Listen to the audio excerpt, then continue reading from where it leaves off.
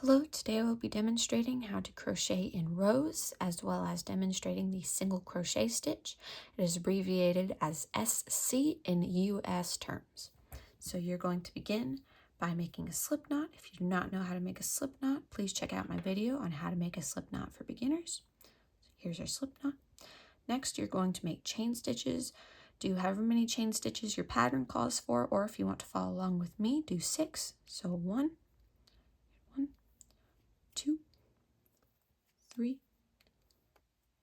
4, 5, 6. Here are 6 chain stitches. All right, so here's where it gets tricky. So I do not want to crochet into the last chain stitch I made. So for me, that would be my 6th. Instead, I want to skip that one and start crocheting in the one right before that. So for me, that would be my 5th.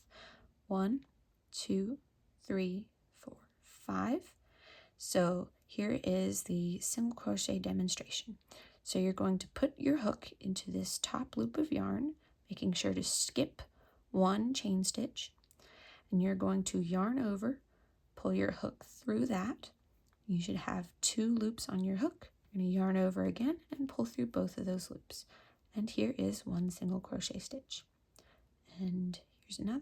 So you're going to put your loop through this top loop, and you're going to yarn over, and you're going to pull through that loop. You should have 2 loops on your hook. Yarn over again and pull through both of them. So that's 2, 3,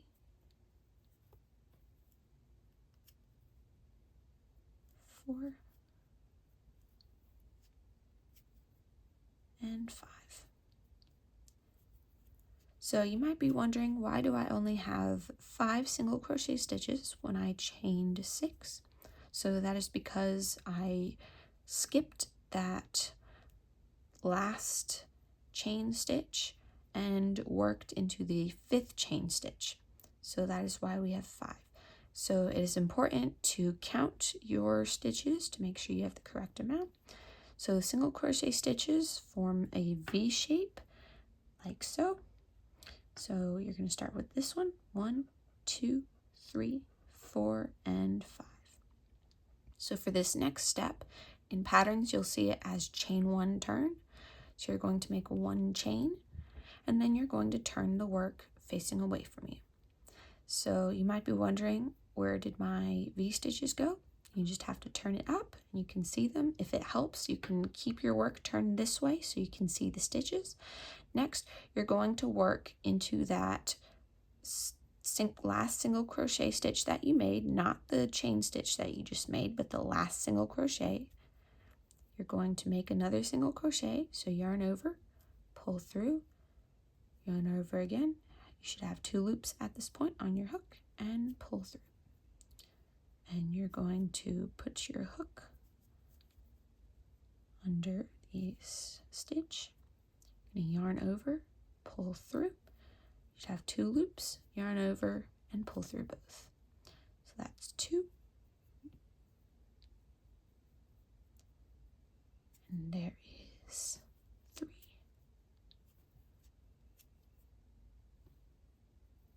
And here's 4.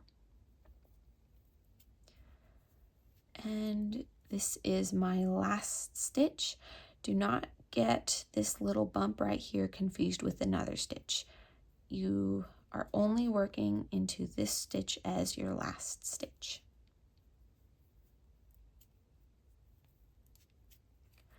So it should look like this. And you're going to repeat the chain 1 turn. So you're going to chain 1. You're going to turn your work away from you, and you're just going to keep on crocheting. So another single crochet.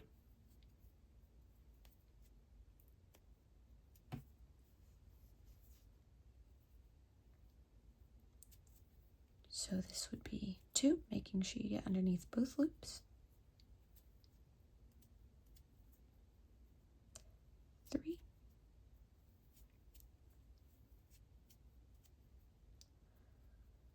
4.